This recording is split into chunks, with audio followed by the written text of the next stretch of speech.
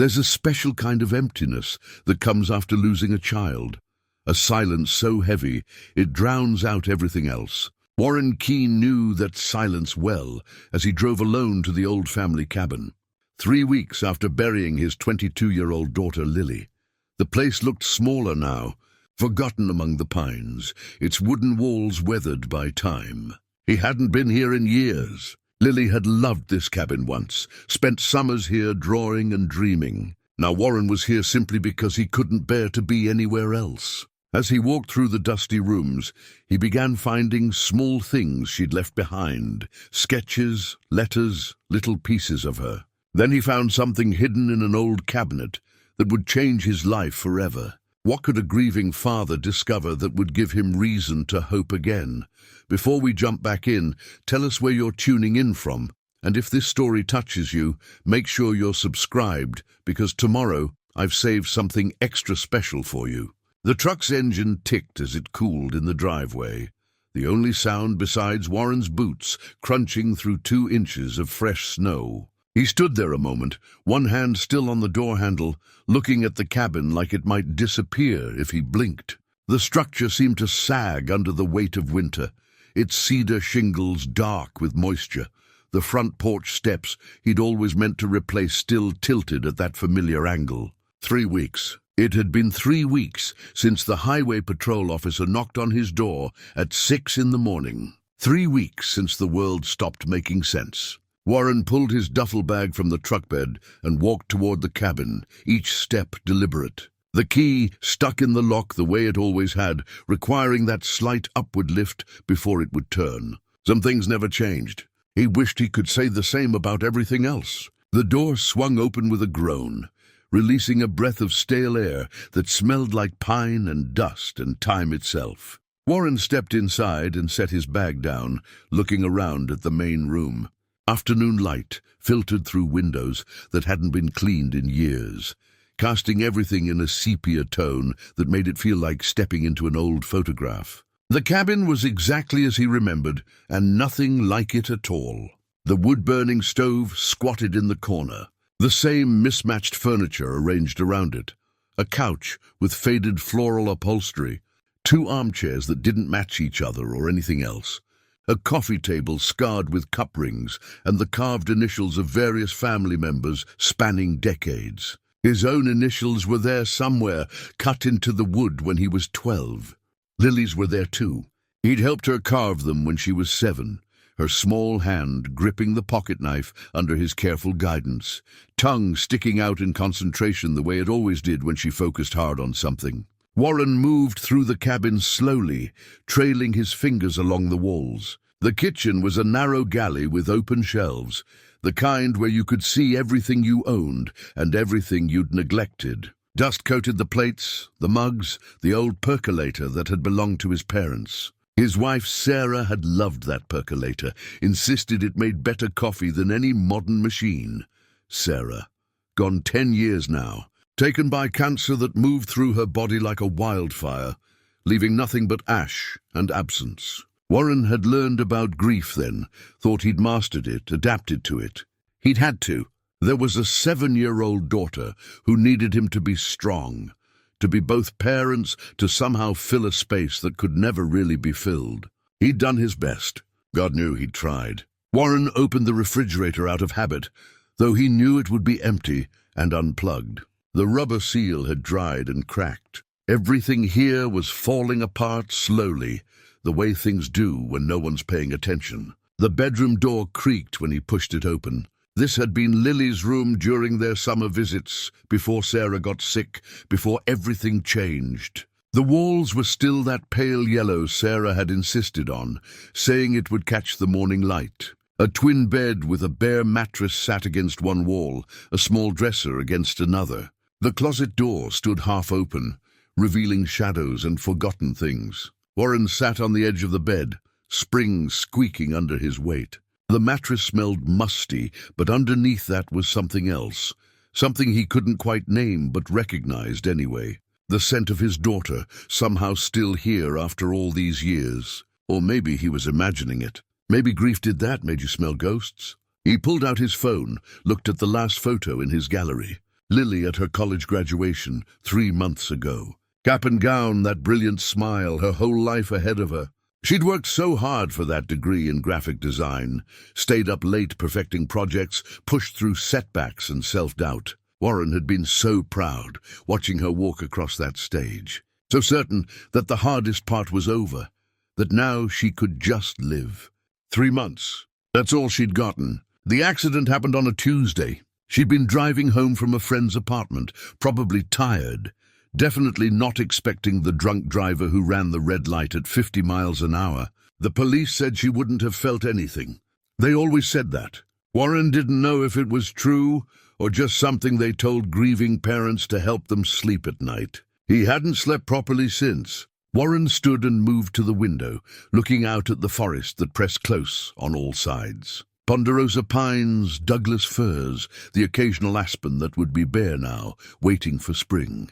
Lily had loved it here. She'd spent entire days exploring these woods, coming back with pockets full of interesting rocks and stories about birds she'd seen. Deer that had watched her from a distance. "We should come here more often," she'd said once, maybe when she was 10 or 11. "This place feels like it remembers things." Warren hadn't understood what she meant then. He thought he might be starting to understand now. On the windowsill, something caught his eye. A small notebook, the kind with a spiral binding and a cardboard cover. He picked it up, recognizing it immediately. Lily's sketchbook from years ago, the edges worn soft, some pages dog-eared. He'd seen her carry this thing everywhere one summer, always drawing, always observing. His hands trembled as he opened it. The first page showed a sketch of the cabin itself, rendered in careful pencil strokes. She would have been maybe 9 when she drew this, her technique still developing, but the attention to detail already there. The next page showed a bird perched on a branch, then a close-up of pine needles, then the view from this very window. Warren flipped through slowly, each page a window into his daughter's young mind. Here was their truck, here was a squirrel, here was her own hand holding a flower. At the bottom of that page, in crayon, Lily Keane, age 8, artist. Artist. She'd known even then. The drawings progressed as he flipped through the sketchbook, her skill improving page by page, her eye for composition sharpening. And then toward the back, the drawings stopped. The remaining pages were blank, waiting for sketches that would never come. Warren closed the sketchbook and held it against his chest. This was why he'd come here, not to escape the grief. You couldn't escape that. It followed you everywhere like your own shadow, but to be somewhere that still held pieces of her. Somewhere he could touch things she'd touched, see things she'd seen. The house they'd shared in town was too full of her absence. Every room screamed with it. Her bedroom with clothes still hanging in the closet, her laptop on the desk, her books on the shelves. He couldn't walk past her door without that absence punching him in the chest. But here at the cabin, she'd never lived permanently. This was a place of visits and vacations, of temporary joy. Maybe that made it easier. Maybe here he could remember her without the constant reminder that she'd never come home again. Warren set the sketchbook back on the windowsill and turned to face the rest of the cabin. There was work to do. The stove needed cleaning, firewood needed chopping, the place needed airing out. Good. He needed tasks, needed to keep his hands busy. Idle hands led to idle thoughts, and idle thoughts led to the kind of darkness that was hard to climb out of. He'd stay here as long as it took. Days, weeks, months. He had nowhere else to be. His leave from the civil engineering firm was indefinite. His boss had been understanding, told him to take all the time he needed. What else could he say? As Warren began unpacking his duffel bag, he noticed something else on the windowsill, partially hidden behind the sketchbook. A small rock, smooth and round, the kind you'd find in a stream bed. On its surface, in faded marker, Summer 2015. Lily had been 13 that summer. The last summer they'd spent any real time here together. Warren picked up the rock and turned it over in his palm. She'd been here since then, he knew. She'd mentioned coming up alone a couple of years ago, said she needed some quiet to think. He hadn't pressed her on it, had just been glad she felt independent enough to want time alone, mature enough to seek out solitude when she needed it. Now he wished he'd asked more questions. Wished he'd understood what she was thinking about, what had driven her to drive 2 hours into the mountains to be alone. The cabin felt warmer now, even without the stove lit. Or maybe that was just him, blood finally starting to move through his veins again after weeks of feeling frozen. Warren put the rock in his pocket and continued unpacking. He'd make a fire, heat some water, make this place livable again. And tomorrow, maybe, he'd start really looking around. Start seeing what else she might have left behind in this place that remembered things. Morning came slowly to the cabin, grey light creeping through the windows, like something reluctant. Warren had slept poorly on the couch, the fire in the stove burning down to coals sometime before dawn. He woke stiff and cold, his breath visible in the air, his back complaining about the uneven cushions. This was his third morning here. The first two had passed in a fog of basic survival, chopping wood, getting the stove working properly, making the place warm enough to inhabit. He'd eaten canned soup and stale crackers, hadn't bothered to shave, had spoken to no one except himself and the silence that pressed in from all sides. Now, pulling on a thick sweater and running a hand through his hair, Warren felt something shift. Not better exactly, just different, less numb. The grief was still there, would always be there, but underneath it was something else. A restlessness, a need to understand. He made coffee in the old percolator, the smell filling the cabin and reminding him sharply of Sarah. She'd have known what to do with this pain. She'd always known how to carry heavy things, how to find light in dark places. That's what cancer had taken from him 10 years ago, not just his wife, but his guide through the unbearable. Cup in hand, Warren began moving through the cabin with more purpose than he'd had in days. He opened drawers, looked in cabinets, poked through the small storage closet off the main room. Dust, cobwebs, forgotten camping equipment, a box of old board games, a stack of yellowed paperbacks. And then, pushed far back on the top shelf behind a rolled-up sleeping bag, he found it. A cardboard box. Unremarkable, except for the fact that it was cleaner than everything around it. Recently placed, maybe, or at least moved. Warren pulled it down carefully, his heart already starting to beat faster. He knew somehow that this mattered, that this was why he'd come here. He carried the box to the table and sat down, coffee forgotten. The box wasn't taped shut, just folded closed. Inside, wrapped in a piece of soft cloth, was a bundle of papers tied together with kitchen twine. Letters, handwritten on various types of paper, notebook pages, stationery, even the back of a grocery receipt. All in Lily's handwriting, that familiar half-print, half-cursive that she'd developed in high school and never changed. Warren's hands shook as he untied the twine. The letters weren't in envelopes, weren't addressed to anyone. The top one was dated simply age 14. He unfolded it and began to read. "Dear future me," it started. "Mom died 6 months ago, and I don't know how to talk about it. Dad tries so hard to be okay for me that I can't tell him I'm not okay either. We're both pretending, I think.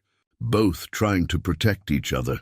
But I'm writing this down because someone told me it helps. Someone told me that writing to yourself is like having a conversation with the only person who really understands." Warren stopped reading, pressing his palm against his chest where something had started to crack open. She'd been 14. He'd thought they were managing, thought they were getting through it together. Had she really been that alone in her grief? He forced himself to continue reading. Lily wrote about missing her mother, about feeling guilty for forgetting what her voice sounded like sometimes. She wrote about school and friends and normal teenage concerns.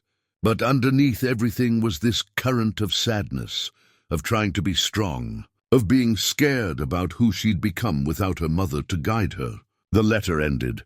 "I don't know if I'll ever read this again." Maybe that's not the point. Maybe the point is just to say it out loud, even if only on paper. Maybe that's enough. Warren set down the first letter and picked up the second, dated age 16. This one was longer, more introspective. Lily wrote about anxiety she'd been feeling, worry about disappointing her father, pressure to figure out her future when she barely understood her present. She wrote about a boy she liked who didn't know she existed, about a teacher who said her art showed real promise. about feeling like she was supposed to know what she wanted to be, when she still had no idea who she was. "Dad worked so hard," she wrote. "He gave up so much when Mom died, changed his whole life to take care of me. I see how tired he is sometimes, how he smiles even when I know he's sad. I can't add to that. I can't be another problem he has to solve.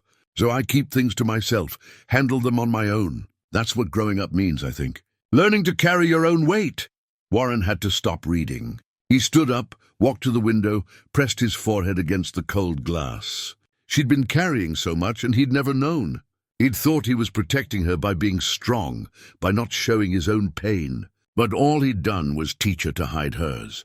After a few minutes, he returned to the table and picked up the third letter, dated age 19, college. She wrote about loving her design classes, about professors who challenged her, about friends she'd made. But she also wrote about feeling lost, about everyone around her seeming so certain of their paths while she still felt like she was wandering. She wrote about therapy she'd started, about learning coping strategies for anxiety, about slowly understanding that maybe it was okay not to have everything figured out. "I think about Mom a lot," she wrote. "Wonder what advice she'd give me. Dad tries and I love him for it, but there are things I need that he can't provide. Not because he doesn't want to, but because he's not her. Nobody is. I've been coming to the cabin alone sometimes, just to think, just to remember. It helps. There's something about this place that makes me feel closer to who I'm supposed to be." Warren hadn't known she was seeing a therapist, hadn't known she came to the cabin alone to think, hadn't known any of this. He reached for the fourth letter, the last one. Age 21. The handwriting was more mature now, steadier. Lily wrote about graduating soon, about job prospects, about a relationship that hadn't worked out but taught her things about herself. She wrote about feeling stronger, more grounded, but still uncertain about so much. "I've been thinking about legacy," she wrote. "What we leave behind, what matters. Mom left me her kindness, her creativity, her way of seeing beauty in small things. Dad has given me strength, resilience, the ability to keep going even when things are hard. But what will I leave? What mark will I make? I'm 21 years old and I have no idea, but I think that's okay. I think maybe the point isn't to know. The point is just to live intentionally, to pay attention, to love the people around you while you have them." The letter ended with a line that made Warren's breath catch. "I need to come back to the cabin soon. This place helps me remember what matters. Maybe I'll leave some things here, some pieces of myself. Just in case of what? Had she known something? Had she sensed somehow that her time was limited? Warren read through all 4 letters again, more slowly this time, trying to understand the daughter he'd thought he knew. Each letter revealed layers he'd never suspected, depth he'd never seen. She'd been protecting him, he realized. All these years, she'd been protecting him from her pain, the same way he'd tried to protect her from his. They'd both been so alone in their grief, so careful with each other, and neither had realized it. He sat at the table as the morning stretched into afternoon, letters spread before him like pieces of a puzzle.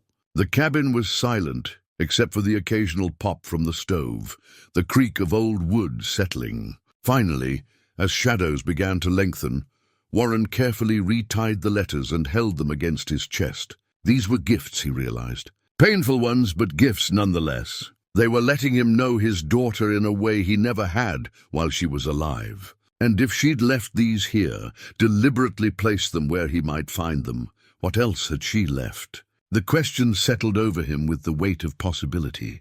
This wasn't random. The box had been too carefully placed, too deliberately preserved. Lily had meant for him to find this, had maybe impossibly left him a trail. Warren stood and looked around the cabin with new eyes. What else was here?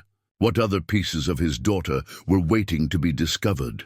For the first time since her death, he felt something other than crushing grief. He felt purpose, a direction, a reason to keep looking, keep moving, keep breathing. He would search every inch of this cabin if he had to. He would find whatever Lily had left behind. It wouldn't bring her back. Nothing could do that. But maybe it would help him understand. Maybe it would help him know the daughter he'd lost in a way he never had the chance to while she lived. Outside, snow began to fall again, soft and steady. Inside, Warren began to search. The next few days blurred together in a rhythm of discovery and reflection. Warren read the letters again and again, memorizing phrases, trying to hear Lily's voice in the words. Each reading revealed something new, a turn of phrase that sounded exactly like her, an observation that made him smile despite everything, a moment of vulnerability that broke his heart all over again. But he couldn't just sit with the letters. They'd opened something in him, a need to understand more, to find whatever else Lily might have left behind. He began searching the cabin systematically, starting with the obvious places and working his way toward the hidden corners. The bathroom medicine cabinet yielded nothing but expired aspirin and rusty razor blades. The kitchen cupboards held only dust and a family of mice who'd made a nest in an old flour sack. The main closet contained forgotten winter coats and boots that no longer fit anyone. Warren moved on to Lily's old bedroom, the yellow walls seeming dimmer now in the grey winter light. He opened the dresser drawers one by one, finding nothing but shelf paper and the smell of cedar. The closet was nearly empty. A few wire hangers, a box of childhood toys she'd apparently saved. He pulled out the toy box and sat on the floor, going through it piece by piece. A stuffed rabbit with one ear chewed off. A set of plastic horses, a wooden puzzle with two pieces missing. Normal childhood debris, nothing remarkable. Warren put each item back carefully, treating them like artifacts from an archaeological dig, which in a way they were. The nightstand drawer stuck when he tried to open it, swollen from humidity.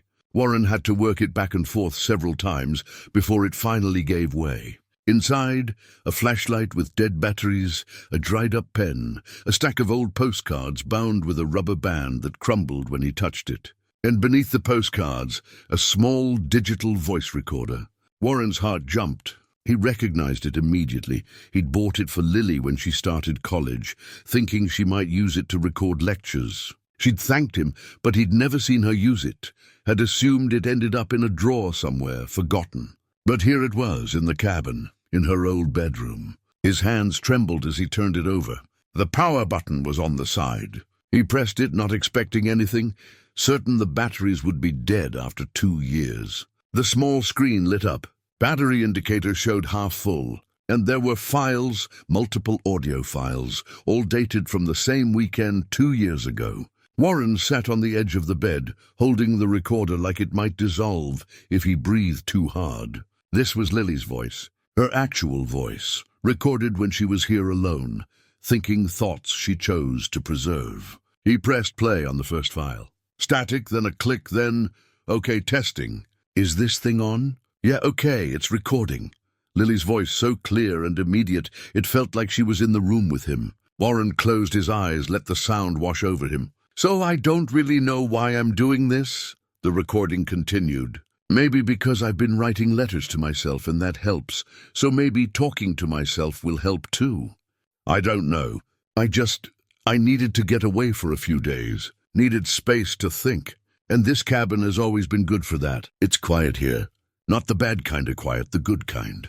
The kind where you can hear yourself think. A pause. The sound of movement, maybe Lily shifting position. I'm 20 years old and I feel like I should have more figured out than I do. Everyone at school seems so certain about everything. This is my major. This is my career path. This is where I'll be in 5 years. And I don't know. I love design, I do. But is it what I want to do forever? Is any decision I make now going to define my whole life? That feels like too much pressure. Another pause, longer this time. I've been having anxiety attacks. Started about 6 months ago. Nothing major, just sometimes my chest gets tight and I can't breathe right and my thoughts spiral. I started seeing a therapist. Haven't told Dad. I don't want him to worry. He's been through enough. Warren stopped the recording, pressed it against his forehead. She'd been having panic attacks and he'd had no idea. He'd seen her every day that year when she was home for breaks, talked to her on the phone weekly when she was at school, and he'd missed it completely. He felt like the worst father in the world. After a few minutes, he pressed play again. The therapist is helping, I think. She says anxiety is normal, especially for people who've experienced loss. She says I never really processed Mom's death, just pushed it down and kept going. Maybe that's true. Dad needed me to be okay, so I was okay. Or I pretended to be. Same thing, right? A bitter little laugh. I miss her still, always. People say it gets easier, but I don't think that's true. It gets different, maybe. The pain changes shape, but it doesn't go away. I dream about her sometimes, and when I wake up I have to remember all over again that she's gone. That's the worst part, the remembering. The recording ended. Warren sat in silence, tears running down his face. He'd thought he was protecting her by being strong. He'd thought if he could just hold it together, just be stable and present, that would be enough. But she'd needed to see his grief. She'd needed permission to show her own, and he'd never given her that. Warren pressed play on the second file. Day 2 at the cabin, Lily said. Went for a walk this morning. The woods are so quiet this time of year. Saw a deer, a doe, just standing there watching me. We looked at each other for maybe 30 seconds before she bounded away. It felt like, I don't know, like a moment of connection with something beyond myself. Does that sound stupid? Probably. She laughed, and Warren smiled despite his tears. That was so Lily, always second-guessing herself, always wondering if her thoughts were valid. I've been thinking about relationships, the recording continued. There was this guy, Alec. We dated for a few months last semester. He was nice, smart, everything you're supposed to want. But I ended it. He wanted to know why, and I couldn't explain it. I wasn't ready. I'm not ready. How can I be with someone when I don't even know who I am yet? Warren had never heard about Alec. Another thing she'd kept from him, another piece of her life she'd kept private. He tried not to feel hurt by it. She was 20 years old. She was supposed to have private things, supposed to have parts of her life that were hers alone. I think I need to be alone for a while, Lily said. Not lonely, just alone. Figure out who I am, separate from what everyone expects me to be. Dad wants me to be happy and successful. My friends want me to be fun and available. Alec wanted me to be his girlfriend. But what do I want? That's what I need to figure out. The recording went quiet for a moment, then, this cabin feels like Mom somehow. Like she's still here in the walls, in the smell of the place, in the way the light comes through the windows. Is that crazy? I feel closer to her here than anywhere else. Maybe that's why I came. To remember what she was like, to ask her what I should do. Even though she can't answer. The file ended. Warren immediately started the third one. Okay, final recording, Lily said. I'm leaving tomorrow morning. These 3 days have been good, clarifying. I feel more centered than I have in months. I think I'm going to make this a regular thing, coming here alone when I need to think. This place is good for me, good for my soul, if that doesn't sound too dramatic. A rustling sound, like pages turning. I've been sketching too. Forgot how much I love that. Just drawing what I see without any assignment or deadline or grade attached to it. Just art for art's sake. Maybe that's the answer. Do things because they matter to you, not because they matter to anyone else. Another pause. I should probably tell Dad about the therapy, about the anxiety. He'd want to know. He'd want to help. But I don't know. I've spent so long being the strong one, being the kid who's doing okay despite everything. It's hard to show weakness after that. It feels like letting him down somehow. Warren wiped his eyes, shook his head. She could never let him down, never. If only he'd made that more clear. Anyway, Lily continued, I'm going to leave this recorder here. And the letters I wrote. Maybe someday I'll come back and listen to these, read those, see how much I've changed. Or maybe I'll never come back. Either way, this place will hold these pieces of me. That feels right somehow. Like this cabin is a time capsule of who I am right now, at 20, confused and anxious, and still figuring it all out. The recording ended with a soft click. Warren sat in the dim bedroom, holding the recorder, feeling like he'd just spent time with his daughter. Real time, not memory time. She'd been so alive in those recordings, so present, so undeniably herself. And she'd left them here deliberately, left them for safekeeping, or maybe, the thought struck him suddenly, left them for him to find. Had she known somehow? Had some part of her understood that he might need these someday? The cabin was getting dark. Warren stood, joints stiff from sitting so long, and made his way back to the main room. He fed the stove, made something that passed for dinner, but his mind was elsewhere. 2 years ago, Lily had come here alone, worked through her anxiety, recorded her thoughts. And now, 2 years later, he was here alone, finding what she'd left behind, learning who she really was. The coincidence felt too perfect to be random. It felt like design, like intention, like love. Warren fell into a routine over the following days. Mornings were for practical matters, keeping the fire going, melting snow for water when the pipes froze, making simple meals from the supplies he'd brought. Afternoons were for searching, for discovering, for slowly peeling back the layers of his daughter's hidden life. Evenings were for reflection, for sitting with what he'd found, for writing in a notebook he'd started keeping. The notebook had been Lily's idea in a way. Her letters, her recordings, they'd shown him the value of getting thoughts out of your head and into the world, even if the only witness was paper or empty air. So he wrote about what he was finding, what he was feeling, what he wished he'd done differently. It helped. Not enough, but some. On the 6th day at the cabin, Warren tackled the kitchen more thoroughly. He'd already gone through the obvious places, drawers, cabinets, the space under the sink. But now he pulled everything out, looking behind and beneath, checking for anything that might have been tucked away and forgotten. He was reaching into the back of the cabinet, where they kept pots and pans, when his fingers brushed against something that didn't belong. Not metal, not the wood of the cabinet back, paper. Warren pulled out a small, spiral-bound book, its cover decorated with hand-drawn flowers and vines. He recognized Lily's artistic style immediately, the careful detail, the whimsical touches. He opened it to the first page. Lily's kitchen memories was written across the top in her neat handwriting. Below that, recipes from Grandma Sarah, copied with love and a whole lot of trial and error. Warren's throat tightened. Sarah, his wife, Lily's mother. The woman who'd taught their daughter to cook, who'd passed down family recipes with stories attached to each one. He'd forgotten about that, about the hours they'd spent together in the kitchen, Sarah patient and encouraging, while Lily measured and stirred and occasionally made a mess of things. He turned the page and found the first recipe, chicken soup. But it wasn't just ingredients and instructions. Lily had added notes in the margins. Grandma said the key is to start with a whole chicken, not just parts. Something about the bones and the flavor. I tried it both ways and she was right, as usual. Dad made this for me whenever I was sick. His never tasted quite like Grandma's, but it was still the best medicine.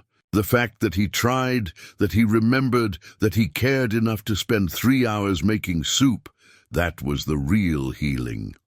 Warren had to set the book down. He remembered those times, Lily curled up on the couch with a fever or a stomach bug, him in the kitchen trying to recreate Sarah's soup from memory. He'd never known if he got it right. Lily had always eaten it, always thanked him, but he'd assumed it was just daughterly politeness. Knowing now that it mattered, that she remembered, that she'd written about it years later, it cracked something open in his chest. He picked up the book again and continued reading. The next recipe was for blueberry pie. Made this with Grandma twice before she got too sick to stand for long periods. The second time, she told me the secret wasn't just cold butter and cold water, it was making it with someone you love. Baking isn't chemistry, she said. It's alchemy. You put love in and somehow it comes out as sustenance. I didn't understand what she meant then. I was only 12, but I think I do now. Every recipe is a memory. Every meal is a connection. Food is how we say I love you without using words. Warren paged through the book slowly. Each recipe had similar annotations, memories, reflections, little stories that brought Sarah back to life for a moment. Lily had clearly worked on this over time, the handwriting changing slightly from page to page, some entries dated, others not. Near the middle of the book, he found a recipe for roasted chicken with vegetables. The note beside it said a dad's specialty. He doesn't know. It's actually Grandma's recipe with his own modifications. He thinks he invented it. I've never told him. Some secrets are meant to be kept, especially the ones that make people feel capable and proud. Warren smiled through his tears. He had thought he'd invented that recipe, had been quietly proud of it for years. The idea that Lily had known the truth, but let him have his moment of culinary glory, it was such a small thing, such a tender thing. He continued through the book. Pot roast, chocolate chip cookies, spaghetti sauce. Each one had a story, a memory, a moment preserved. This was more than a recipe collection. This was a family history, told through food. On one of the last pages with writing, Lily had added a note dated just 8 months before her death. I want to keep adding to this. I want to make it a complete record of our family's food traditions. Maybe someday I'll have kids and I can pass it down to them. Maybe this book will outlive me, will carry these recipes and these memories forward into a future I can't imagine yet. That's what family is, I think. A chain of moments and meals and small acts of love that connect us across time. Warren closed the book and held it against his chest. She'd wanted children someday. She'd wanted to pass these recipes down.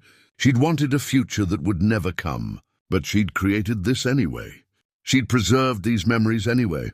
Even if she never got to share them with children of her own, she'd made sure they existed, made sure they wouldn't be lost. The afternoon sun was slanting through the windows, warm despite the cold outside.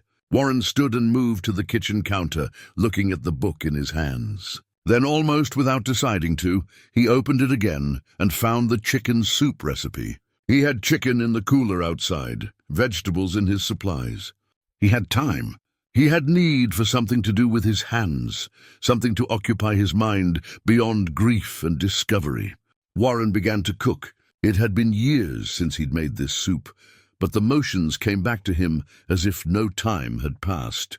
Sarah's voice in his memory, patient and warm: brown the chicken first, let the onions soften, don't rush the simmering. Lily's handwriting in front of him, guiding him through the steps she'd so carefully recorded. The cabin filled with the smell of cooking, with steam and warmth and something that felt almost like comfort. Warren stirred the pot and thought about all the times Sarah had made this soup, all the times he'd made it for Lily, all the ways love gets passed down through something as simple as a recipe. When the soup was done, he ladled some into a bowl and sat at the table.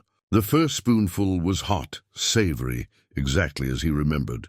For a moment, just a moment, he could almost feel Sarah standing at the stove, could almost hear Lily's voice from the other room asking when dinner would be ready.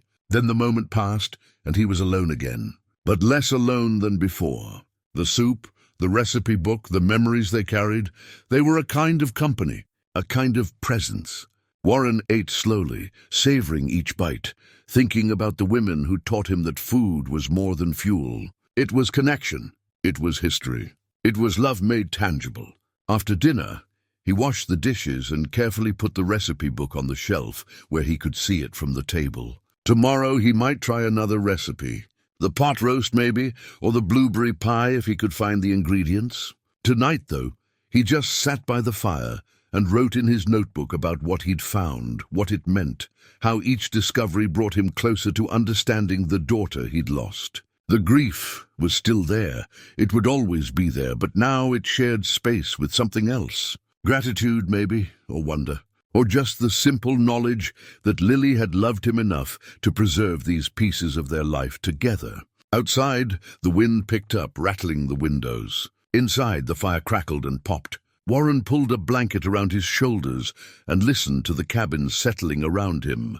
This place that held so many memories, so many moments, so many small acts of love that connected him across time to the people who'd made him who he was. He wasn't alone. He'd never really been alone. The cabin, the recipes, the letters, the recordings, they were all saying the same thing. You are loved.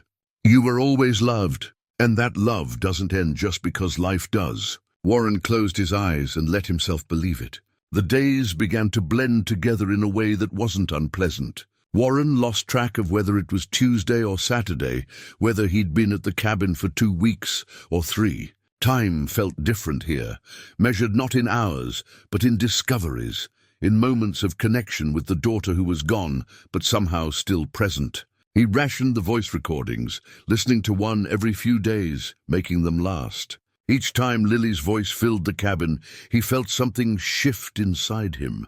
Not healing exactly, but something like it. Understanding maybe, or acceptance, or just the simple relief of feeling close to her again, even if only through recordings made 2 years ago. The recipe book became a regular companion.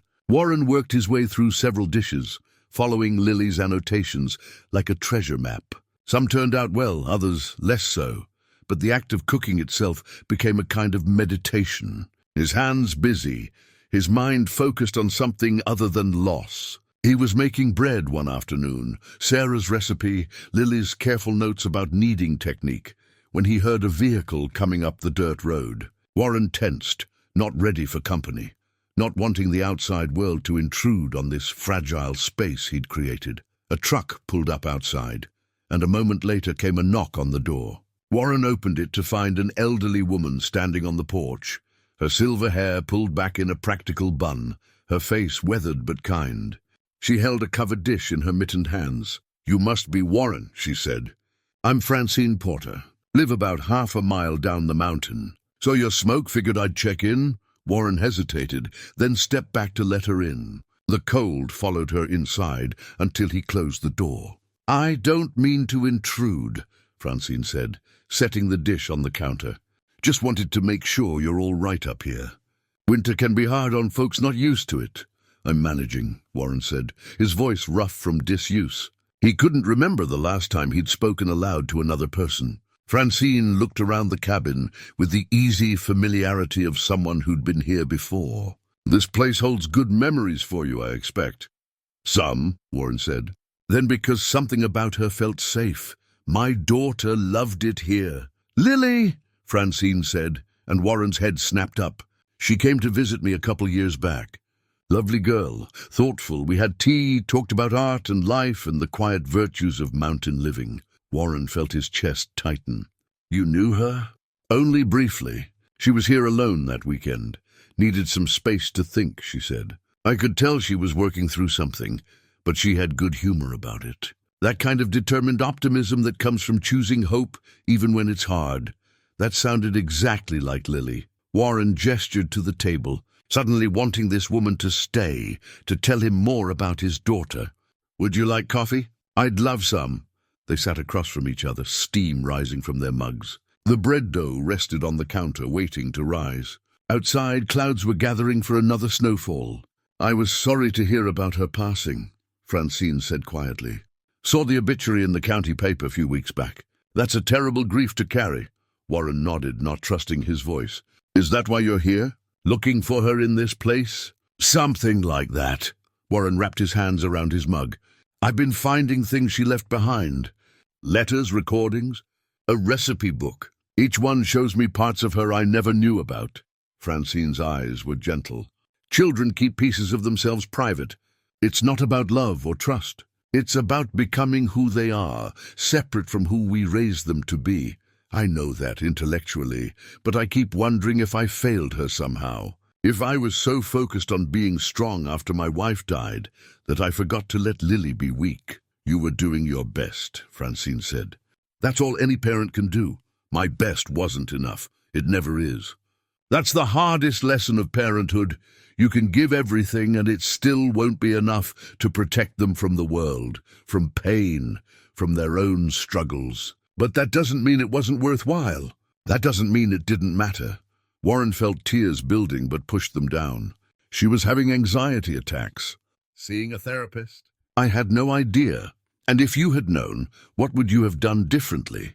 "I would have—" Warren stopped. What would he have done? Tried to fix it, probably. Taken it on as his responsibility. Added it to his list of problems to solve. "I don't know.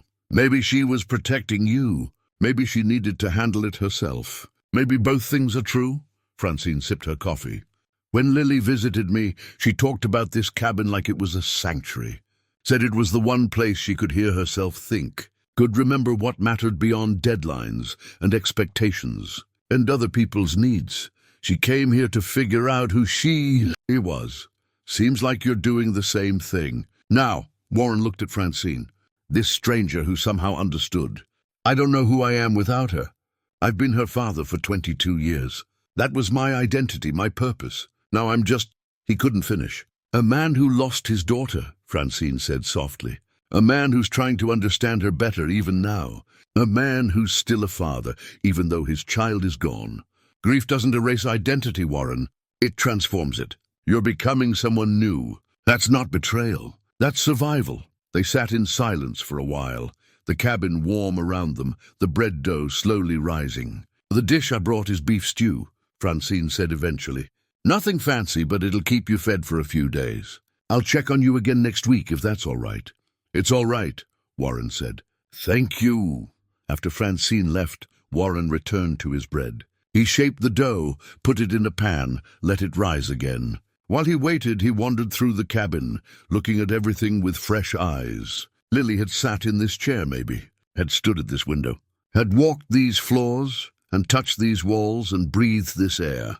She'd left pieces of herself deliberately, carefully, like a trail for him to follow. Why? Had she known something would happen? Or was it just her way of preserving moments, of creating a record of who she was at 20? Uncertain and anxious, but trying her best to figure it out. Warren moved to her old bedroom and stood in the doorway. The half-finished painting still leaned against the wall where he'd found it days ago. He'd been afraid to look at it too closely, afraid of what he might feel. Now he walked over and picked it up, studying it in the fading afternoon light. It showed the view from the cabin window, pine trees, mountains in the distance, a slice of sky.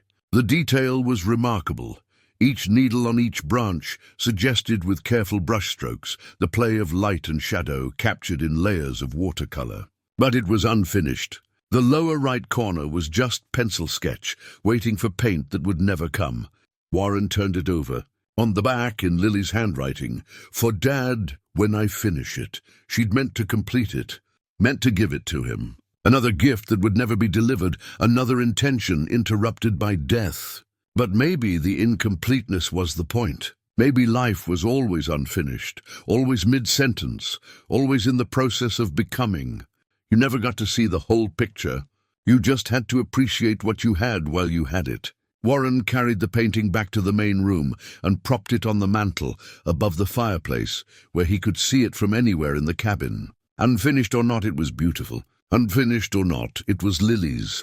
Unfinished or not, it was enough. The smell of baking bread filled the cabin. Warren checked it, found it golden and perfect, pulled it from the oven. He sliced a piece while it was still warm, buttered it, and ate it standing at the counter. Sarah's recipe, Lily's annotations, his hands making it real.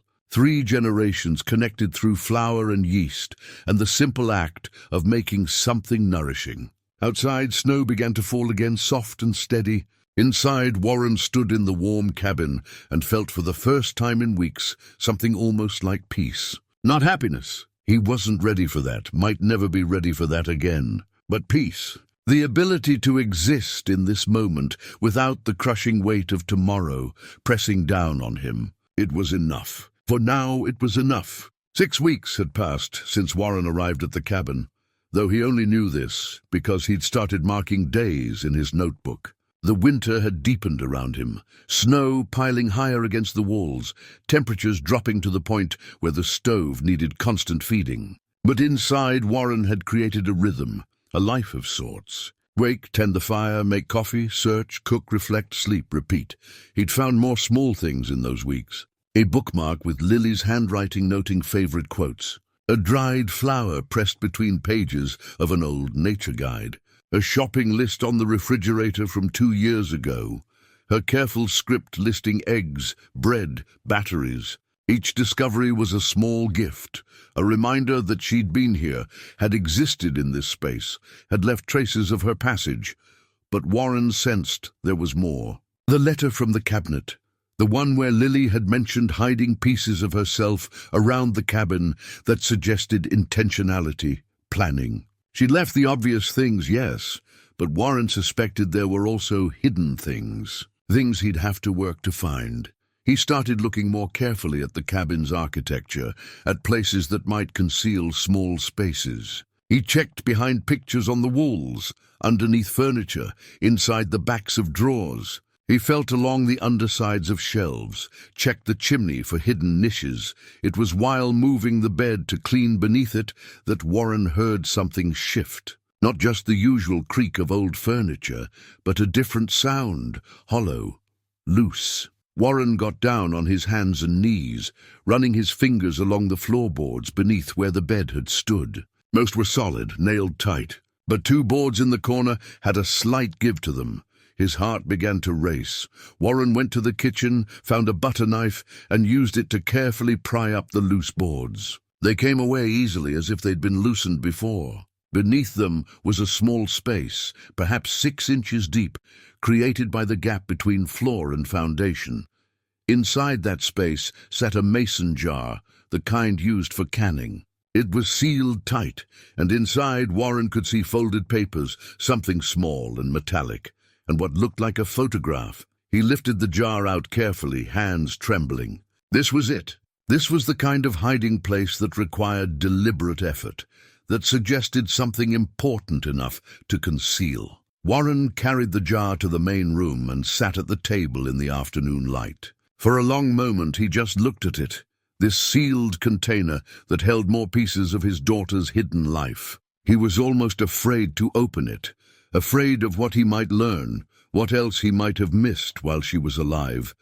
But he'd come this far. He'd already learned so much about Lily's inner world, about the struggles she'd kept private, the thoughts she'd only shared with paper and digital recorders. Whatever was in this jar, he owed it to her to see it, to know it, to witness the fullness of who she'd been.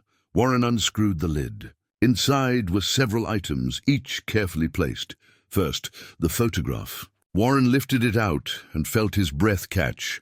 Lily stood beside a young man, both of them smiling. They were by a lake, summer sunshine, casual clothes. The young man had dark hair, an easy grin, his arm around Lily's shoulders. And Lily, she looked happy. Not just smiling for the camera happy, but genuinely deeply content. Her eyes bright, her whole face lit with something Warren recognized as joy. He'd never seen this photo before, had never met this young man, had never known about this relationship that clearly mattered enough to photograph, to preserve, to hide in a mason jar beneath the floorboards. Warren turned the photo over. On the back, in Lily's writing, Alec and me, July 2021, before everything got complicated, Alec, the name from the voice recordings. The boyfriend she'd broken up with because she wasn't ready, because she needed to figure out who she was first. Warren set the photo down and reached for the folded papers. There were several of them, notes written on different types of paper.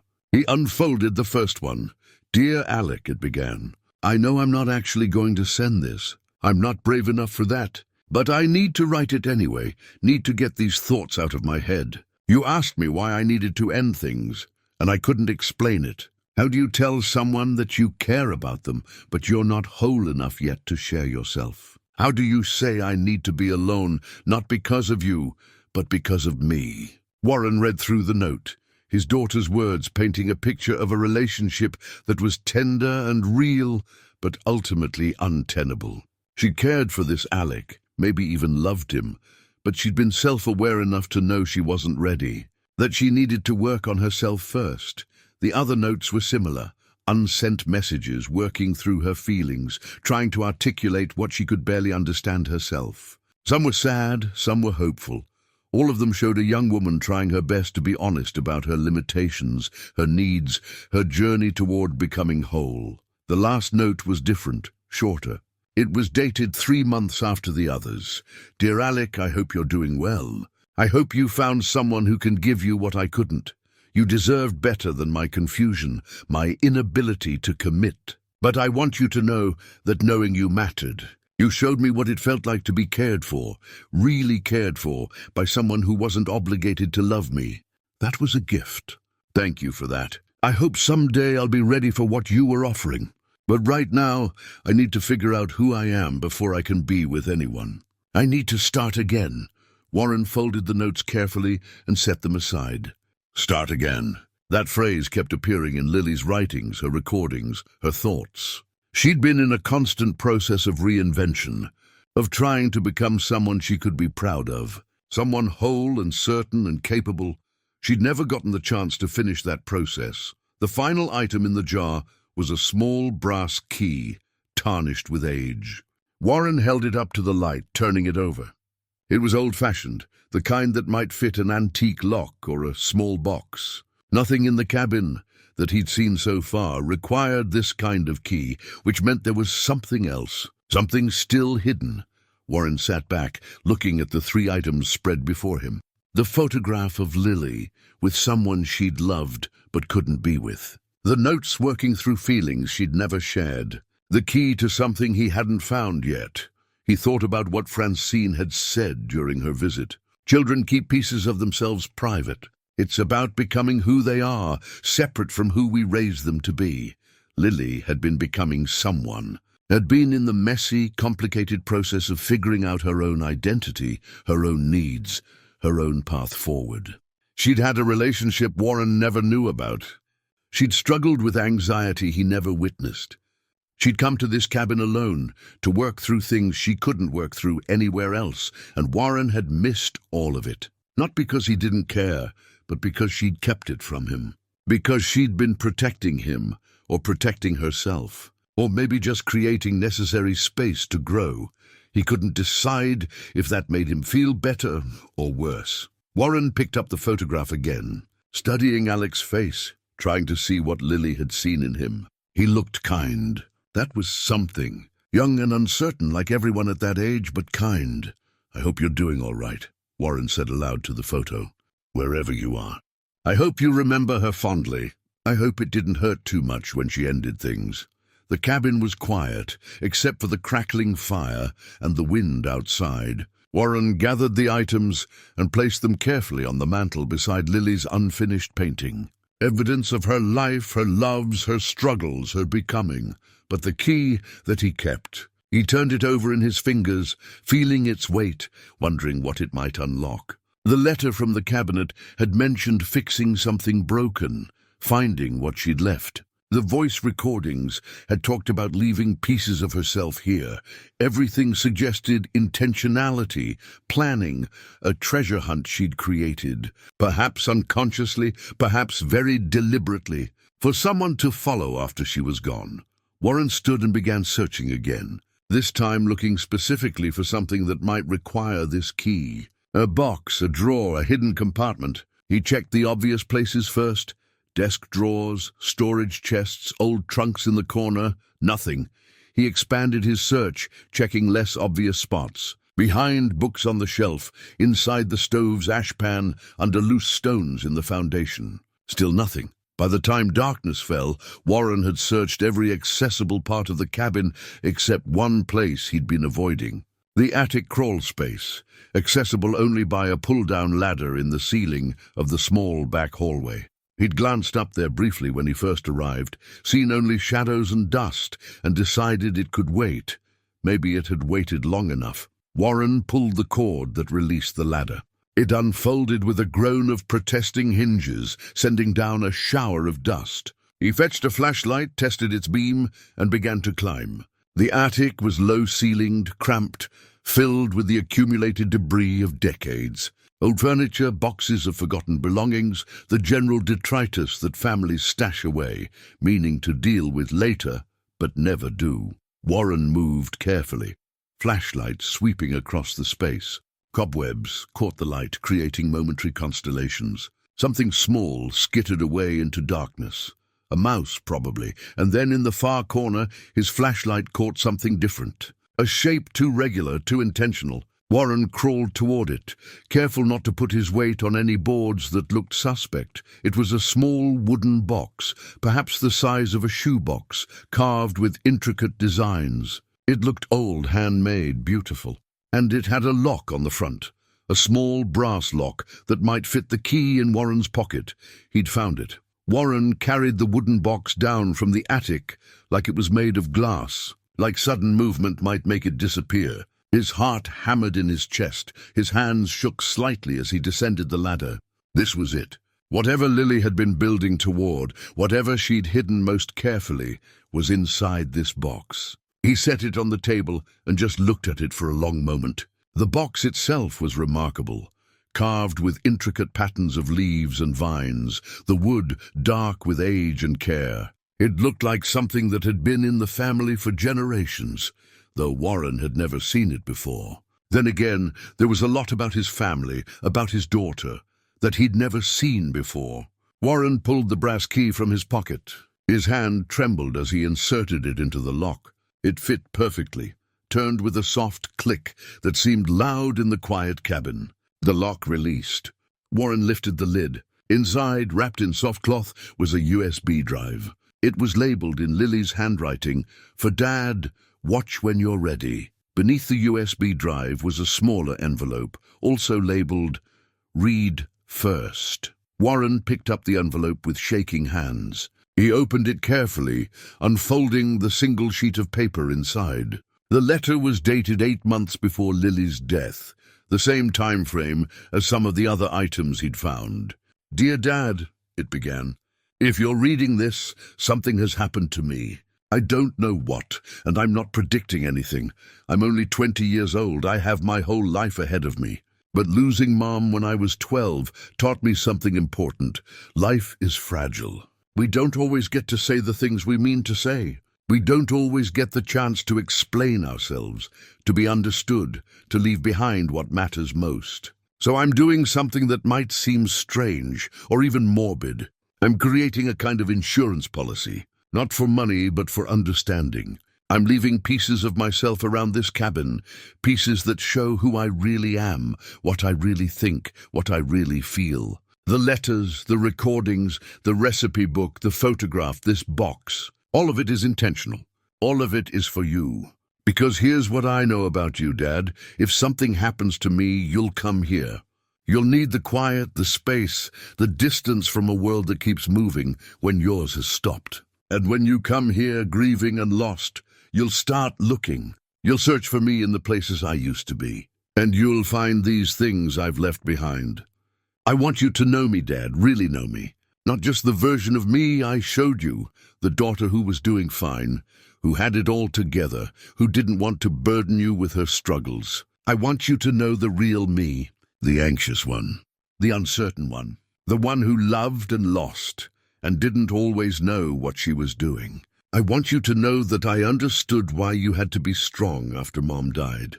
I understood that you were protecting me, showing me how to keep going, even when the world falls apart. You were such a good father, Dad, the best. You gave me everything. But I also want you to know that your strength sometimes made it hard for me to show weakness. Not your fault, mine. I decided you'd been through enough, that you didn't need my problems added to your own.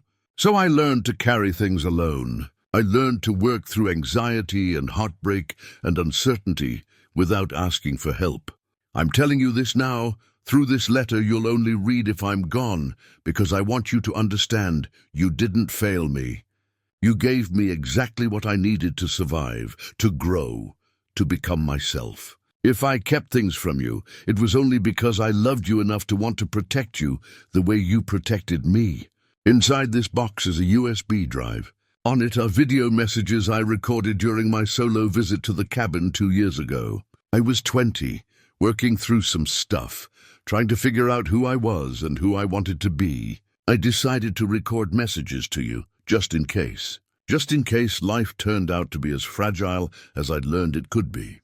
Watch them when you're ready, not before. They're intense, emotional, completely honest. They're me at my most vulnerable, talking to you about things I never had the courage to say in person. And here's the most important part, Dad. Don't let my death, if it comes early, destroy you. You already survived losing Mom. I know that took everything you had. I know it reshaped you into someone different. But you kept going.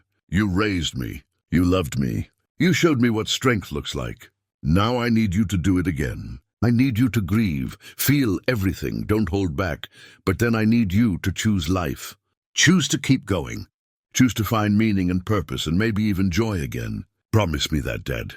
Promise me you'll fix that broken cabinet you've been avoiding for 8 years. When you fix it, you'll find this letter and you'll know it's time to start over. I love you more than you'll ever know. Thank you for being exactly the father I needed. Thank you for every sacrifice, every moment of patience, every expression of love. You made my life beautiful. Whatever happens, whatever time I get, it's enough because you were in it. Start again, Dad, for me, for yourself, for Mum, for all the love that's still in you, waiting for somewhere to go. All my love, always and forever, Lily. Warren couldn't breathe, couldn't think, couldn't process what he'd just read. She'd known. Not that she would die, not the specifics, but she'd understood the possibility, had understood it deeply enough to plan for it, to create this elaborate trail of breadcrumbs for him to follow. Every discovery he'd made, the letters, the recordings, the recipe book, the photograph, the key, this box, none of it was accidental. Lily had placed each item deliberately, carefully, creating a path through his grief. A way for him to know her, understand her, and ultimately find his way back to living. The broken cabinet. She'd mentioned it specifically. He'd been avoiding fixing it for years, and she'd known he would, had known it would eventually bother him enough that he'd tackle it. And when he did, he'd find the hidden compartment, the tin box, the letter that explained everything. She'd orchestrated his healing from beyond death. Warren read the letter again, then a third time, tears streaming down his face. He'd spent weeks feeling like he'd failed her, like he'd missed so much of her inner life. And here she was, telling him explicitly that he hadn't failed, that he'd given her exactly what she needed. But more than that, she was asking him to live. Not just survive, but really live. Choose life, she'd written. Start again. Warren looked at the USB drive still in the box. Video messages recorded 2 years ago, Lily speaking directly to him about things she'd never said in person. His hand reached for it, then hesitated. Watch them when you're ready, she'd written. Was he ready? Could anyone ever be ready for something like this? The cabin was dark now, except for the fire's glow and a single lamp. Outside, wind rattled the windows. Inside, Warren sat with his daughter's final gift, this carefully constructed treasure hunt that had led him from grief toward understanding, from numbness toward feeling. She'd known him so well, known he'd come here, known he'd search, known he'd need to find pieces of her in order to find pieces of himself again. The question now was whether he was strong enough to watch whatever was on that USB drive, whether he could handle seeing her face, hearing her voice, receiving whatever final messages she'd left for him. Warren stood and made tea, his hands moving automatically through the familiar motions. He fed the stove, adjusted the damper, ensured the cabin would stay warm through the night. All the while his mind raced. Lily had created this for him, had spent time and thought and energy planning for a future where she might not exist, also that he wouldn't be lost in grief. That was love. That was the purest form of love. Thinking of someone else's pain and trying to ease it before it even happened. Warren returned to the table and picked up the USB drive. He had his laptop in his bag, hadn't used it in weeks. He pulled it out, opened it, waited for it to boot up. His cursor hovered over the USB drive icon. Inside were files. He could see 4 video files, dated across one weekend 2 years ago. This was the culmination. Everything else had been preparation, building toward this moment. His daughter, speaking to him from the past, knowing he would be watching from a future where she no longer existed. Warren took a deep breath and clicked on the first file. The screen went black for a moment, then brightened to show the interior of the cabin. This very cabin, this very room. The camera, her phone probably, was propped on something, angled to show the table and the chair where someone sat. Lily. Warren's breath caught. There she was, alive and moving, 20 years old. Wearing a flannel shirt, he remembered, her hair pulled back in a casual ponytail. She looked nervous, kept glancing at the camera like she wasn't sure about doing this. Then she took a breath and began to speak. "Hi, Dad. If you're watching this, well, I guess something happened to me." Her voice. God, her actual voice, not from memory or dreams, but real, recorded, preserved. Warren felt tears already streaming down his face. "I don't want to be morbid," Lily continued, offering a sad smile. "I'm not predicting anything. I'm healthy, I'm careful, I have every intention of living to be 90 and giving you grandchildren and driving you crazy with my life choices for decades to come. But losing Mom taught me that we don't always get guarantees. We don't always get to say goodbye. So I'm saying some things now while I can, just in case. She paused, looked down at her hands, then back at the camera. This is the first of 4 videos. I'm going to try to, I don't know, explain myself, tell you things I've never said, give you whatever closure I can, if closure is even possible when someone dies unexpectedly. That's what I'm trying to do here. Bear with me. I've never done anything like this before. Warren wanted to pause it, to prepare himself, but he couldn't. He needed to hear whatever she had to say, needed to absorb every word, every expression, every moment of her presence. I want to start by talking about my childhood, Lily said. About what it was like growing up with you as my dad, especially after we lost Mom, because I hope that knowing you did a good job will matter to you. If you're grieving me the way you grieved her, I imagine you're tearing yourself apart, wondering if you could have done more, been better, somehow prevented whatever happened. So I want to be really clear, you were an amazing father. The best I could have asked for. She leaned forward slightly, her face earnest. Do you remember teaching me to ride a bike? I was 6, maybe 7. Mum was sick, but not hospital sick yet, just tired all the time sick. You took me to that empty parking lot behind the elementary school and ran alongside me for hours, holding the seat, refusing to let go even though I kept telling you I was ready. And then finally you did let go, and I rode maybe 20 feet before falling. I scraped my knee pretty bad, remember? And you scooped me up and told me that falling was part of learning, that courage wasn't about never being afraid, but about trying again, even when you were. Warren remembered. God, he remembered every detail of that day. That's who you were to me, Dad, every single day. Someone who held on when I needed support and let go when I needed freedom. Someone who taught me that it's okay to fall as long as you get back up. You were both parents after Mom died. You went to every school event, every art show, every parent-teacher conference. You learned to braid hair from YouTube videos. You figured out how to talk to me about periods and boys and all the stuff that probably terrified you. You never made me feel like I was too much or that you resented having to do it alone. Lily's eyes glistened with tears. And when things were hard, and they were hard, Dad, I know they were, you never let me see you break. You cried in private, kept your grief contained so I wouldn't have to carry it. I know you thought you were protecting me, and you were. You were teaching me that life goes on even after the worst thing happens. You were showing me how to survive. She wiped her eyes, laughed a little at herself. Sorry, I'm already crying, and I'm only 3 minutes in. This is going to be a mess. Warren smiled through his own tears. That was so Lily, apologizing for her emotions, even in a video she recorded in private.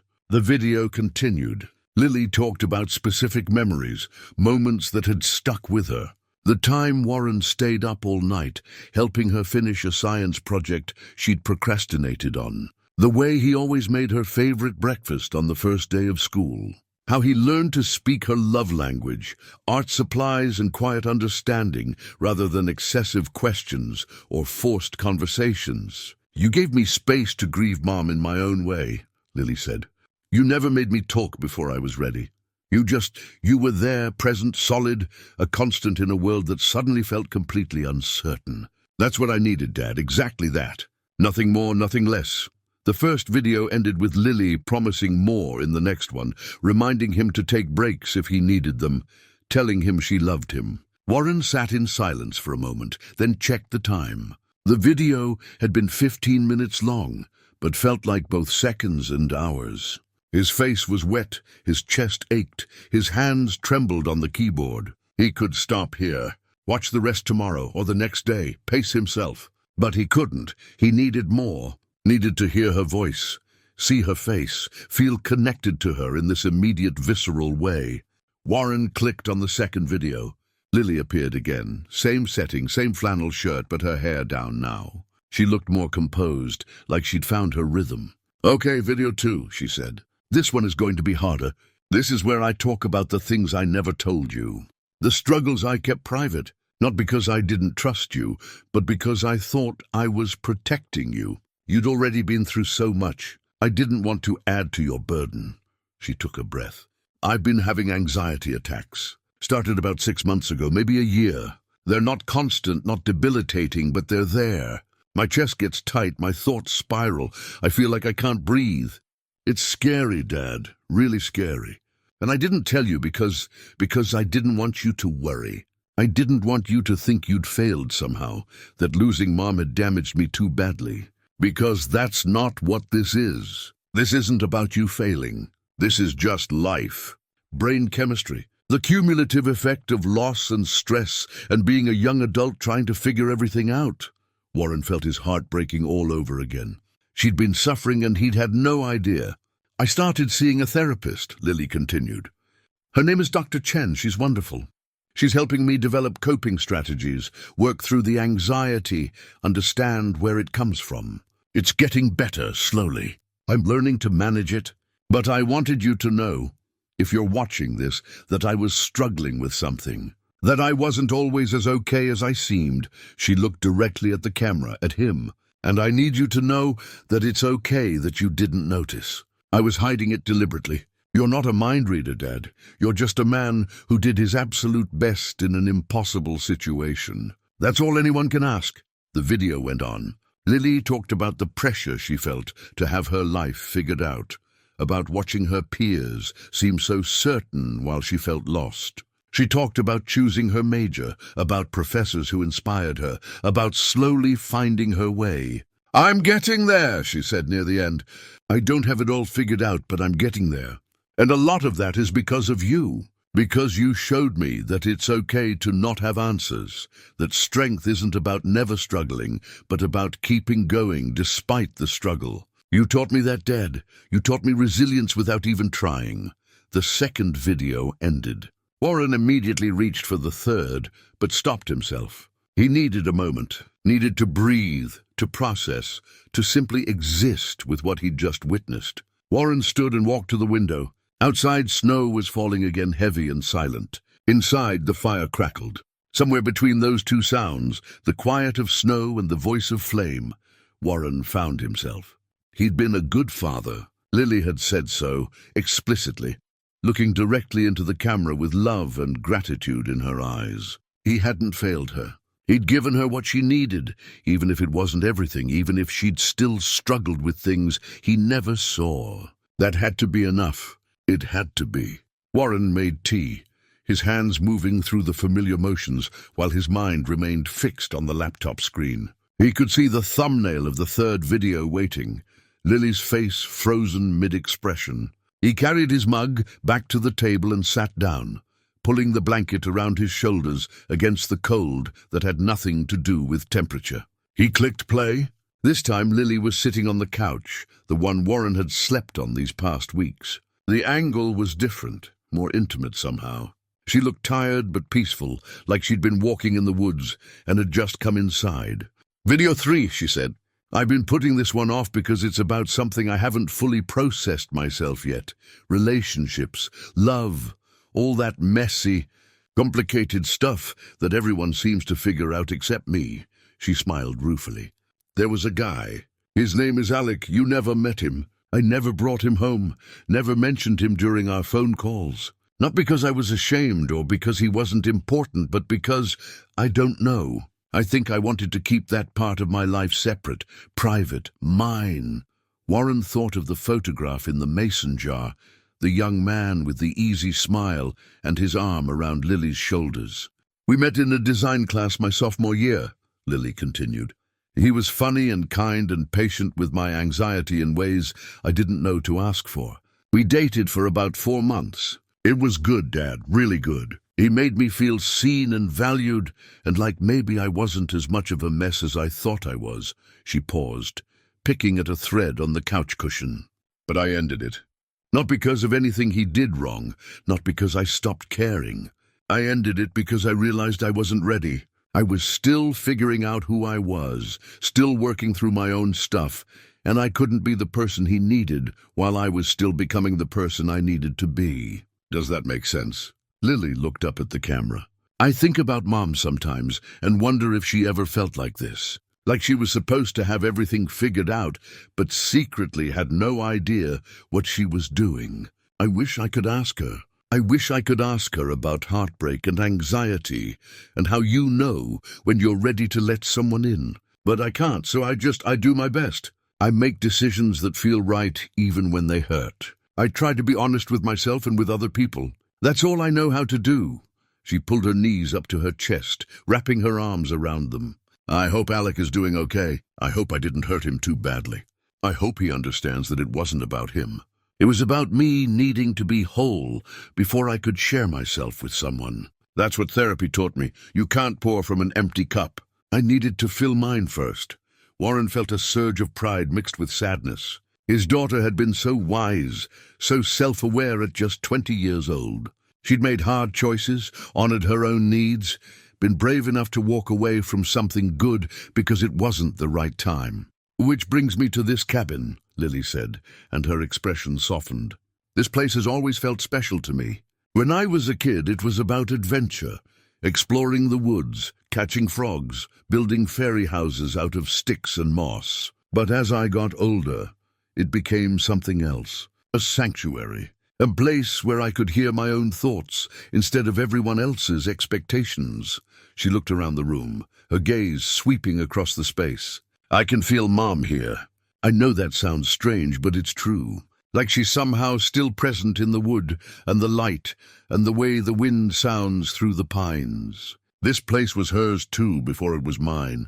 She loved it here. And sitting in this cabin, in this room, on this couch, it makes me feel connected to her in a way I don't feel anywhere else. Lily turned back to the camera. That's why I've been leaving pieces of myself here. The letters, the recordings, the recipe book. I want this cabin to hold me the way it holds Mom. I want it to be a place where the people I love can come and feel connected to all of us. Past, present, future. A place that remembers. She smiled, but there were tears in her eyes. I know I'm only 20. I know I probably have decades ahead of me, that I'm being dramatic and maybe even a little morbid. But losing Mom taught me that time isn't guaranteed. We think we have forever, and then suddenly we don't. So I'm doing this now while I can. I'm leaving these pieces so that if something happens, if my time ends up being shorter than expected, at least you'll know me. Really know me. Not just the daughter who smiled and said she was fine, but the real me. The messy, uncertain, still becoming me.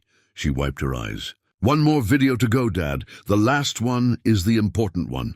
The one where I say what really needs to be said. But take a break if you need to.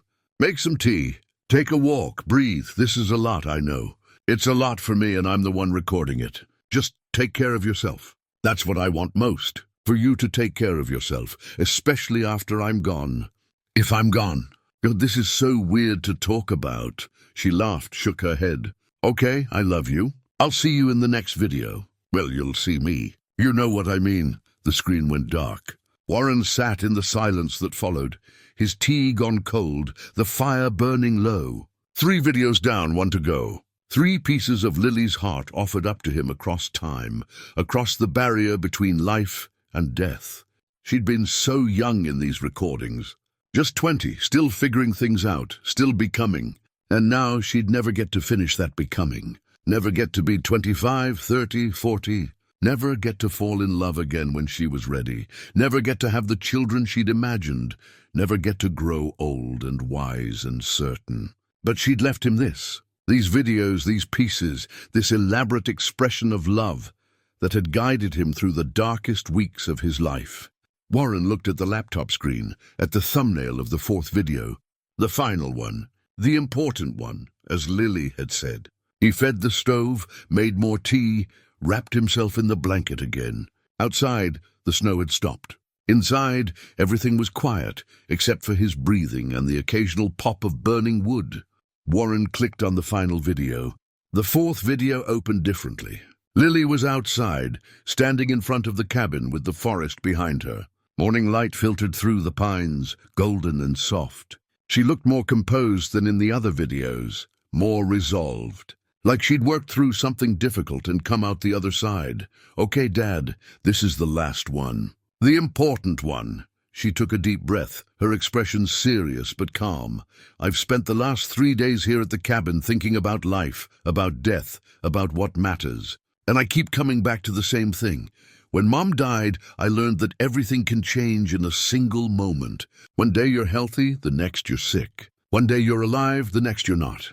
It's terrifying if you let yourself think about it too much. She stepped closer to the camera. But here's what else I learned. That same fragility that makes life scary also makes it precious. Every moment matters because we don't know how many moments we get. Every conversation could be the last one. Every hug, every laugh, every ordinary Tuesday morning, they all matter because they might be all we have. Lily's eyes were bright with emotion, but her voice stayed steady. Mom's death taught me to live intentionally, to pay attention, to tell people I love them, to not waste time on things that don't matter, and most importantly, to appreciate what I have while I have it. I think that's why I'm making these videos, because I appreciate you, Dad. I appreciate every sacrifice you made, every moment of love you gave me, every time you showed up even when you were exhausted or heartbroken or barely holding it together yourself. She wiped a tear from her cheek. If you're watching this, I'm gone. And if I'm gone, I need you to hear what I'm about to say. Really hear it, Dad. Are you listening? Warren nodded at the screen, throat too tight to speak. You cannot let this break you. Her voice was firm now, almost commanding. I know how much losing Mom hurt you. I saw it, even though you tried to hide it. I know it took everything you had to keep going, to keep being my father, to keep living when part of you wanted to stop. But you did it. You survived. You kept going. You showed me what real strength looks like. Lily stepped even closer to the camera, her face filling the screen. Now you have to do it again. And I know that's not fair. I know you shouldn't have to lose another person you love. I know it's asking too much. But Dad, you have to keep going. Not for me, I'm gone, I don't need anything anymore. For yourself, for the life you still have ahead of you. For all the love that's still inside you waiting for somewhere to go. She paused, letting her words settle. I need you to grieve. Really grieve. Don't hold it in. Don't try to be strong for anyone. Feel everything. Cry, rage, fall apart if you need to. Let yourself break. That's okay. That's necessary. But then, Dad, then you have to choose life. Her eyes were fierce now, determined. You have to wake up one morning and decide that you're going to keep living. Not just existing, not just going through the motions, but actually living. Find something that matters to you. Help someone who needs help. Create something beautiful. Fall in love again if you can. Mom would want that, and so do I. Take all that love you gave to me and me give it to the world. That's how you honor me. That's how you honor Mom. Not by suffering forever, but by living fully. Lily's expression softened. I had a beautiful life, Dad. 22 years of feeling loved every single day. Of knowing I was safe, valued, cherished. Of having a father who would do anything for me. That's more than a lot of people get in a full lifetime. I'm grateful for every moment. Every single one. She smiled through her tears. You didn't fail me. You gave me everything I needed to be whoever I was meant to be. If my time was shorter than we hoped, that's not your fault. That's just life. Random and unfair and heartbreaking, but also beautiful. Also full of love and meaning and moments worth having. Lily took a step back, composing herself. So here's what I need you to do. Grieve me, yes. Miss me, absolutely. But then start again. Fix things that are broken, starting with that cabinet you've been avoiding for years. When you fix it, you'll find what I left for you. You'll understand that I planned this, that I wanted you to have a path through your grief. A way back to living. She wiped her eyes one final time. I love you, Dad, more than I ever found the right words to say. Thank you for being exactly who I needed. Thank you for showing me how to be strong, and how to be kind, and how to keep going even when everything hurts. You made my life worth living. Now I need you to make yours worth living too. Lily smiled, full and genuine despite the tears. Go live, Dad, for both of us. Make it count. Make it beautiful. And know that wherever I am, whatever comes next, I'm grateful. For you, for this life, for every moment we had together. She raised her hand in a wave. Goodbye, Dad. I love you. Now go fix that cabinet and start over. The screen went black. Warren sat in the darkness, Lily's final words echoing in his mind. The cabin was silent, except for his breathing and the crackling fire. Outside, stars emerged through breaking clouds. He'd fixed the cabinet. He'd found what she left. And now he understood. His daughter had given him permission to live. More than permission, a command. A final act of love from beyond death, asking him to choose life, even in the face of unbearable loss. Warren closed the laptop and sat in the warm cabin, feeling something shift deep inside him. Not healing, that would take time, but something like it. Purpose, direction, the first small spark of wanting to continue. Morning came slowly, soft light creeping across the cabin floor. Warren woke on the couch, the laptop still on the table beside him. The fire burned down to glowing embers. He'd fallen asleep sometime after watching the videos, exhausted from crying, from feeling, from finally allowing himself to break open completely. But now, waking in the grey dawn, he felt different, lighter somehow, despite the grief that still sat heavy in his chest. The weight hadn't disappeared, it would never disappear, but it had shifted, become something he could carry rather than something that crushed him. Warren made coffee in Sarah's old percolator, the ritual, familiar and grounding. He stood at the window with his mug, looking out at the view Lily had tried to capture in her unfinished painting. The pines stood dark against the snow, mountains rising in the distance, the sky slowly brightening from grey to pale blue. She'd stood here too, had looked at this same view, had thought thoughts he'd never know, had dreamed dreams that would never come true. But she'd also left pieces of herself behind, had deliberately created a map through grief, had loved him enough to plan for his healing even before she needed healing herself. That was the gift. Not just the artifacts, not just the videos, but the evidence of her intentionality. The proof that she'd understood him, had known what he would need, had cared enough to provide it. Warren set down his mug and walked through the cabin, touching things as he went. The mantel where Lily's painting rested beside the photograph of her with Alec. The shelf where her recipe book sat among the other cookbooks. The table where he'd read her letters, listened to her recordings, watched her videos. Each surface held a piece of her, a moment preserved. He'd spent nearly 2 months here, searching and discovering and slowly understanding. The cabin had done what Lily promised it would. Given him space to grieve, to remember, to begin the long process of becoming someone new. Someone who had lost his daughter, but was still, somehow, her father. Someone who carried grief, but also carried love. Warren pulled out his phone and dialed Francine's number. She answered on the 3rd ring. "Warren, everything all right?" "I need your help with something," he said. "The cabin needs work, real work. I want to restore it, make it what it should be, what Lily would have wanted it to be." Francine was quiet for a moment. "That's a big project. I know, but I need to do it. Need to create something, fix something, make something better. Will you help me plan it?" "Of course," Francine said warmly. "Come down for lunch tomorrow. We'll talk about what needs doing." After they hung up, Warren began making lists in his notebook. Repairs needed, improvements wanted, materials required. The cabin needed new windows, better insulation, a proper foundation for the porch. The stove worked but could be upgraded. The bathroom needed updating. It would take months, maybe years, but he had time now. He had purpose. He'd return to his job eventually, but not yet. Not until he'd done this work, both the physical labor and the internal kind. Not until he'd honored Lily's request to start again. Warren spent the afternoon organizing the artifacts Lily had left. He carefully packed the letters, making copies first. The voice recorder he placed in a small wooden box, along with the USB drive. Precious things, to be protected and preserved. The recipe book he wrapped in cloth. The photograph he framed using an old frame he found in a closet. These items would come home with him eventually, but for now they belonged here. This was their place.